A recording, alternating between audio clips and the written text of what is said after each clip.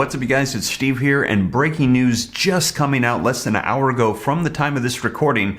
President Joe Biden has released a new plan, and he's going to be meeting with the Federal Reserve to discuss how to get our economy back on track. And we're going to be seeing how Congress responds to all of this with new legislation and new stimulus before these midterm elections. And this is your breaking news stimulus check update and stimulus package update. Now, take a look at these headlines coming out today, this morning, you guys. Biden lays out plan to fight inflation. We're hearing this inflation is at a 40-year high. Joe Biden, my plan for fighting inflation. I won't meddle with the feds, but I will tackle high prices while guiding the economy's transition to stable and steady growth. And he's saying he's going to help us out as gas prices are at record high, and so is food prices as well.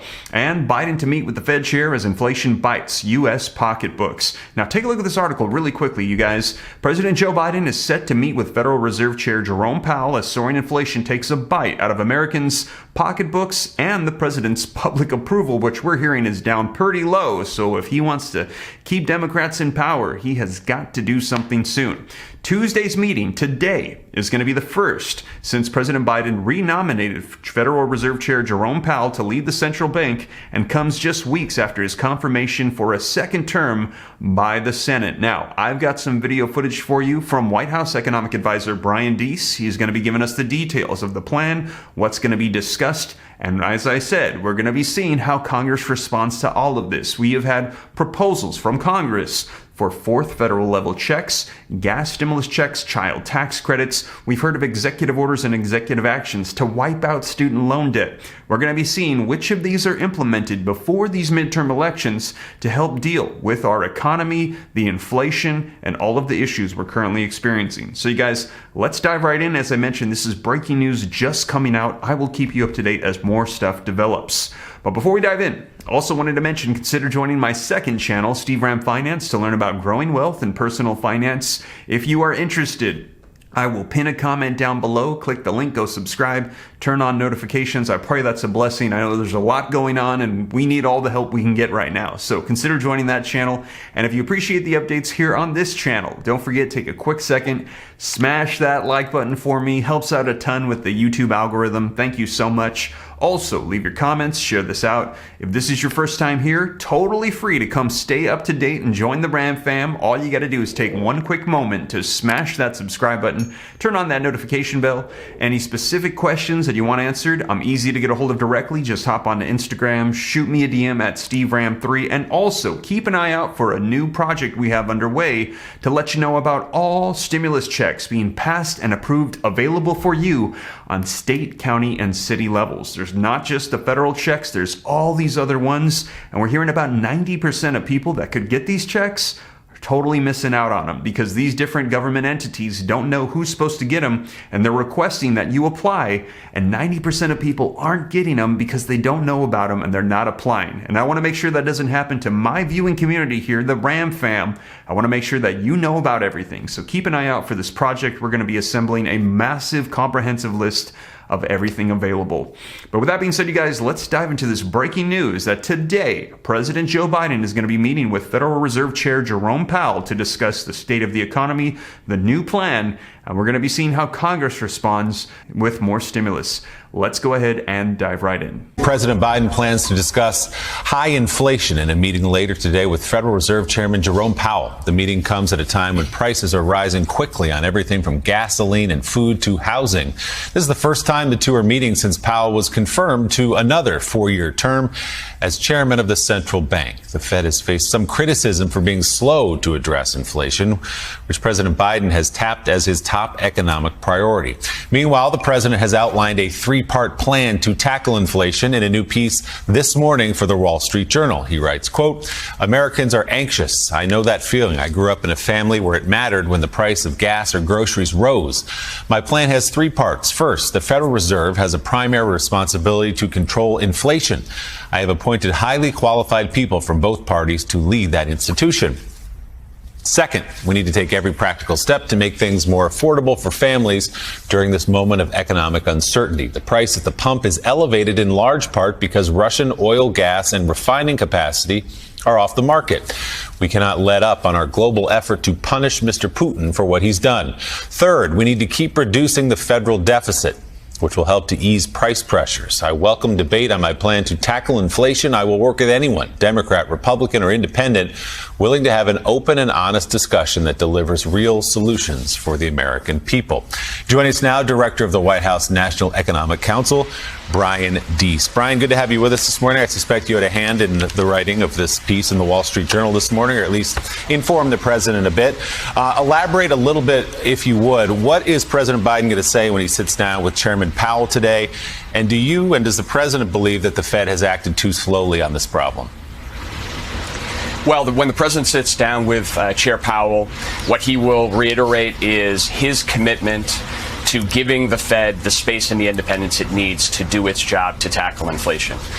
That may sound basic, but it has not always been the case. We've not had presidents in the past that have been clear about respecting the independence of the Federal Reserve. And so the president wants to do that clearly today and make clear that the Fed has the tools that it needs to address inflation while also sustaining our economic recovery. And I think that that's an important part of the president's message and the piece that he published today, which is that we are in this transition from what has been a historic economic recovery, historic in the jobs created, historic in the wealth created for American families. And now we need to transition to more stable and resilient growth, and that's what they'll be talking about. Hey, Brian, good morning. Jonathan Lemire. So to pick up on your point that if the Federal Reserve is independent and if they're largely the ones in charge of this, what is the point of this meeting today beyond a photo op? And what measures are you guys, can the president actually take to combat what is a spiraling crisis? Yeah, it's a great question. And look, it is standard practice for presidents and chairs of the Federal Reserve to meet from time to time so that the chair can share his views or her views on the economic outlook. That will happen today. And the reason to do it is to underscore that this president is committed to respecting the independence of that institution. But that's not the only issue. As you outlined, there are two other important parts of what the president is focused on.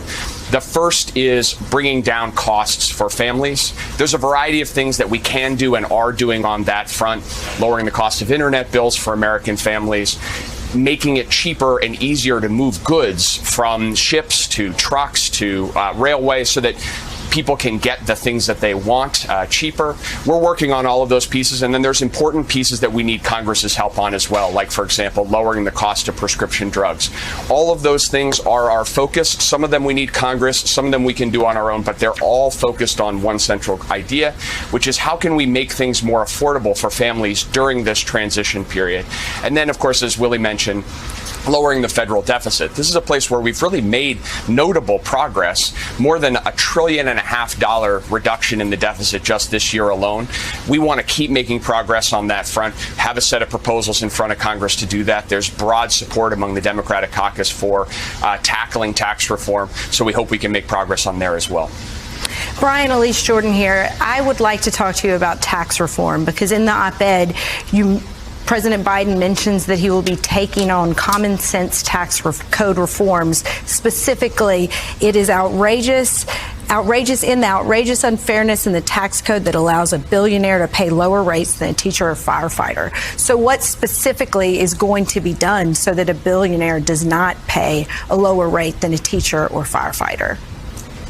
Well, first we could move on the president's proposal for what he's referred to as a billionaire minimum tax, which would mean that if you have more than $1 billion in wealth, then on an annual basis, it would make sure that you pay at least 20% of your overall income in taxes.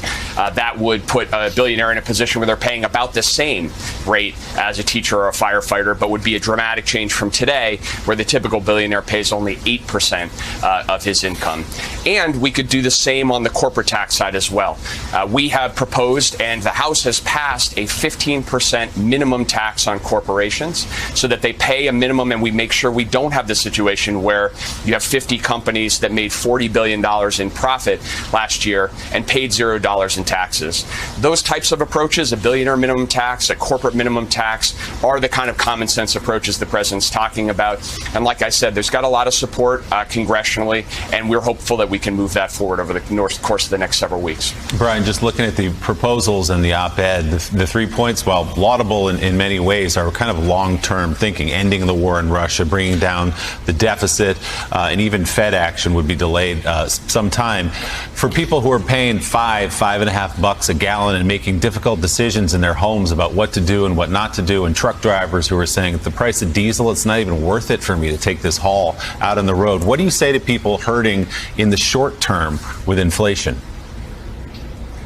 Well, look, as the president said, and as we will continue to reiterate, we get it. We get that these prices are hitting right now and that people are looking for some relief, which is why we're using every tool we have to provide relief in the immediate term, even as we work on some of these incredibly important medium-term issues. So I just give you a concrete example. The president used his executive authority to lower the cost of internet bills for 50 million families. That doesn't solve every pocketbook problem that families have, but it does mean that people can get lower cost and in some cases free internet, take one of the monthly bills off of the table. There are other steps that we can take right in the immediate term to try to get goods moving more quickly. Anywhere where we can take immediate steps, we're going to do so. But I also wouldn't undervalue the medium term. You think about something like housing prices, rent prices in the United States. If we start building more supply of affordable housing today, we are going to have an impact on the market, and we're going to solve this problem earlier than we would otherwise. So we have to focus both in the immediate term and the medium term. Yeah, for the moment, it's the grocery store and the gas station where everyone's feeling it.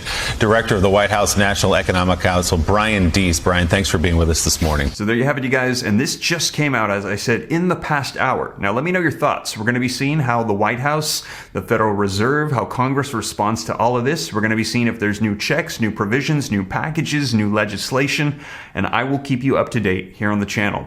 And also, you guys, if you missed my last video, you might want to check it out as some urgent updates that we're hearing about recalls and about the new spread of monkeypox and an assortment of different things. Check out my last video to get caught up on the latest. And as always, you guys, thank you so much for joining me here on the channel. If you made it this far and you haven't already, don't forget to take a quick second. As I mentioned, smash that like button. Helps out with the algorithm a ton. Thank you so much. Leave your comments. Share this out. If you want to stay up to date, totally free, come join the Ram fam. Hit that subscribe button. Turn on the notification bell. Any specific questions for me, shoot them to me in the DM on Instagram at SteveRam3. Consider joining that second channel. And with that being said, you guys, once again, thank you so much for joining me. I will catch you in the next one. Take care. God bless.